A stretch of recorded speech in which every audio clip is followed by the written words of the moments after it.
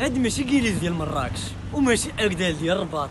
تقدر تقول بجوجهم تعرفوا مزيان هاد البلاصه. تبعوا الفيديو حتى الاخر. تمارة، وبالضبط حي الوفاق، حي من بين الأحياء الراقية هنا في مدينة تمارة. صراحة تقدر تقول الكيليز ديال مراكش أو الأكدال ديال الرباط أو حي الرياض أو أحسن منهم. صراحة عجبني أنا بزاف هاد البلاصة، وداكشي علاش بغيت نتشاركها معكم بطريقتي الخاصة ونعطيها واحد الإضافة ونبينها لكم. صراحة أول مرة أنا غنجي لهاد الحي، واللي عجبني فيه هو أنه نقي بزاف، تقدر تمشي حفيان.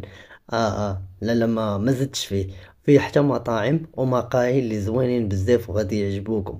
ومرحبا بكم في مدينة تمارة. صراحة صدمت، كنت حاقر تمارة، سمحوا لي، ولكن هاد الشارع بين لي واحد الحوايج اللي مبدلة بزاف، وانه فعلا كل مدينة وكتميز ببزاف ديال البلايص ديالها. اذا انت لهنا ونقول لكم تهلاو في راسكم، نشوفوا في بلاصة اخرى.